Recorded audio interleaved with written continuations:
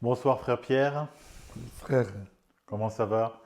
très bien. Et toi-même? Très bien, ça va. Voilà. Les fêtes approchent, Et grande joie à se retrouver. Voilà. tout à fait. Euh, de quoi allons-nous parler ce soir? Alors, nous sommes aujourd'hui le samedi, veille du troisième dimanche de l'Avent. Et chez nous, dans l'Église catholique, le troisième dimanche de l'Avent, c'est le dimanche de la joie. Tellement dimanche de la joie que dans les églises qui en ont la possibilité, le prêtre s'habille en rose. Il n'y a que deux dimanches dans l'année. C'est le troisième dimanche de l'Avent et le quatrième de Carême.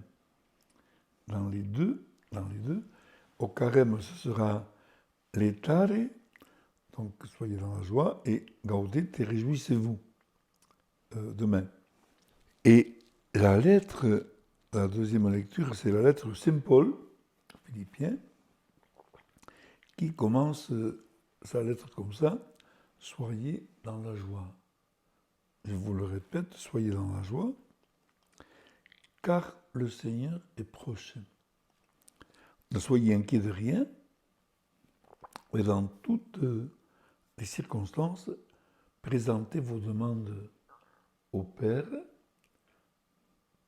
dans l'action de grâce par l'intercession de Jésus. Et la paix de Dieu, qui dépasse tout ce qu'on peut imaginer ou concevoir, envahira vos esprits et vos cœurs. Il me semble que c'est quelque chose de mais beaucoup plus important qu'on ne peut l'imaginer. C'est un peu la charte du chrétien, parce qu'il s'agit en fait d'une invitation à être en relation avec Jésus, En toutes circonstances. en toutes les circonstances.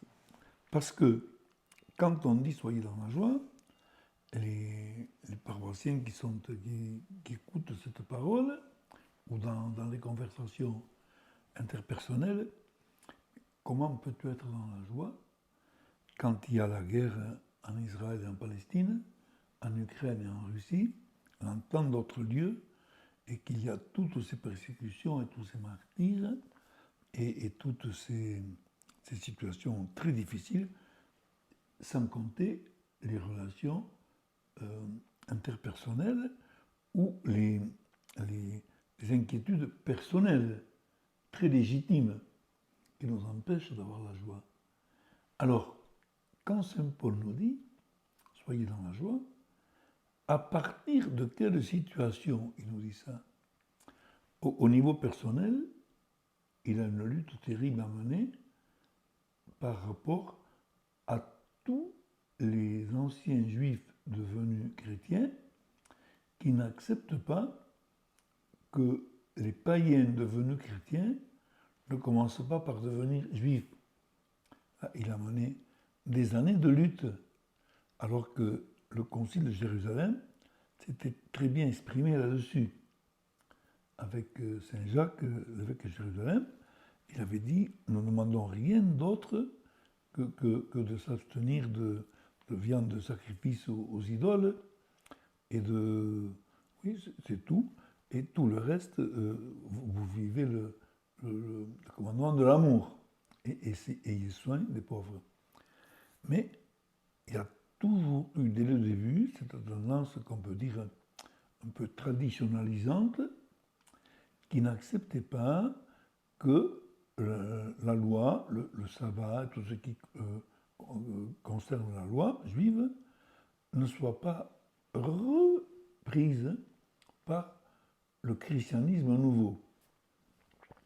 Et au niveau contexte, Paul il parlait dans un contexte où il y avait la guerre partout et les persécutions partout. Donc, si Paul disait soyez dans la joie, c'était pas du tout à partir de motifs humains d'être dans la joie. C'est à partir uniquement de sa foi. la relation avec Dieu qui ne peut pas ne pas provoquer une joie immense. On retrouve ça chez la Sainte Vierge, avec son oui, quand à l'Annonciation, l'ange lui annonce qu'elle serait la mère du Sauveur, et toutes les tracasseries qu'elle pouvait imaginer, qu'elle pourrait rencontrer dans l'obéissance à la volonté du Père. Mais la joie d'un autre ordre, d'un ordre supérieur, parce que dans toutes les difficultés à vivre, il y a la relation avec Dieu. Pour Paul, pour Marie, pour chacun d'entre nous, c'est la même invitation. Nous sommes invités à accorder toujours la première place à Jésus.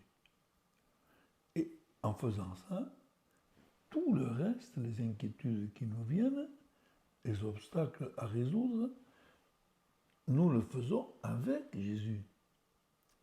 Et quand je dis, mais tu me parles de joie, mais tu vois bien l'inquiétude que j'ai de ceci, de cela, ah mais qu'est-ce qui est le plus important pour toi ou pour moi?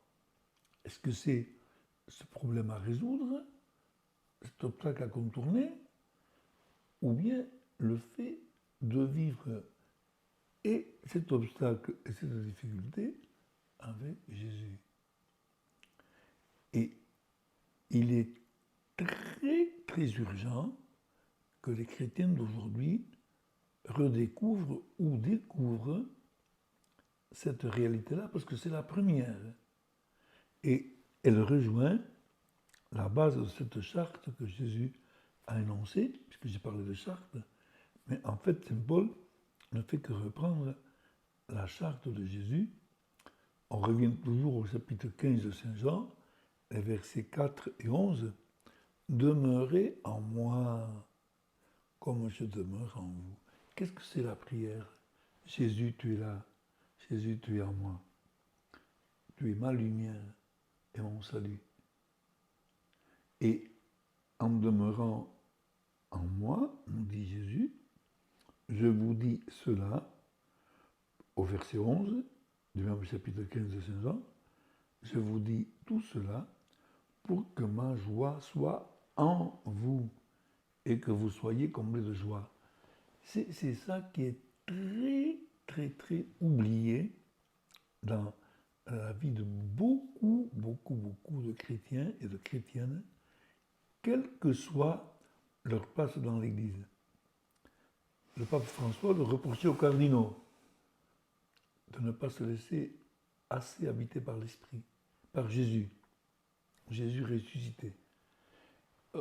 La messe quotidienne que nous avons, nous, comment peut-elle ne pas être source de joie pour toute la journée? Et le lendemain, on recommence. Si c'est là le grand appel, moi je vais le faire demain à l'homélie, mais le grand appel, c'est celui-là. Il n'y en a pas d'autre. Tout à l'heure, tu me parlais de Saint Siméon, le nouveau théologien. Lui, il disait d'une façon aussi abrupte, prie bien et tu seras bon théologien.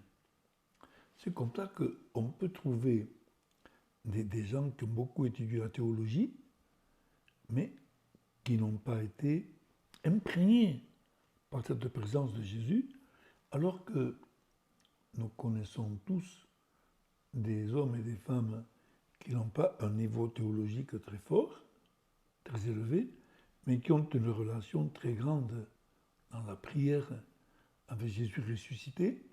Et cette relation leur donne une théologie vécue. Une lumière. Une lumière extraordinaire qui fait que dans la prière du matin ou du soir ou au cours de la journée, ils voient la réalité qu'ils vivent et aussitôt ils reçoivent cette force de Jésus. Et en plus l'intercession pour vivre la relation qu'ils ont avec tel ou tel, ou la situation qu'ils côtoient, l'intercession pour confier les personnes auxquelles ils pensent, auxquelles nous pensons. Ça, c'est une vie carrément nouvelle. Une vie nouvelle que nous tenons des premiers chrétiens et qui donne une force, je dirais cette force tranquille, parce que Jésus est là. Mais c'est un manque très, très important et très dommageable parce que c'est ce qui empêche de vivre cette vie de l'esprit. Donc cette recette du bonheur vers laquelle tous les êtres humains courent, elle est dans le chapitre 15 de l'évangile de Saint Jean. Tout à fait. Pour moi en tout cas. Et je crois que...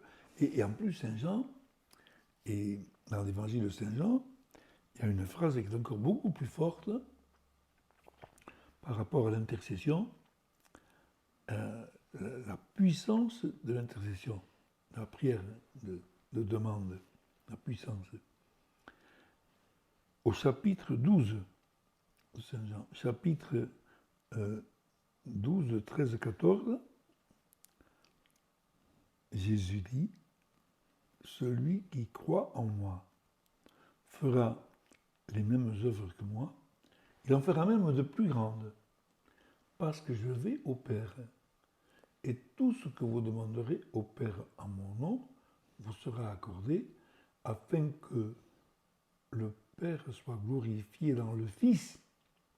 Oui, je vous le dis, tout ce que vous demanderez, je le ferai. Waouh!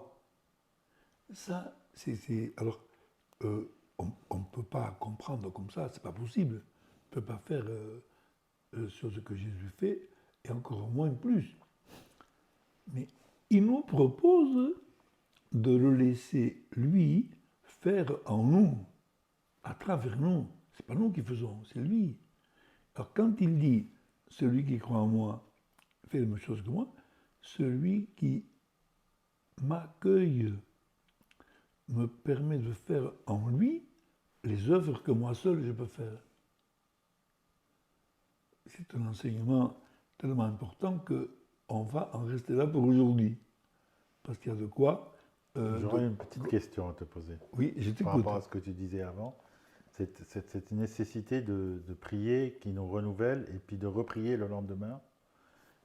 Cette nécessité de la prière qui nous renouvelle, oui, et de reprier le lendemain, comme tu dis, oui, pour être dans la joie jusqu'au jour d'après. Toute la journée. Et cet appel de l'apôtre Paul aussi de prier sans cesse. Ah oui, oui. Est-ce que cette nécessité de prier sans cesse est liée à quoi? Est liée à notre faiblesse à nous?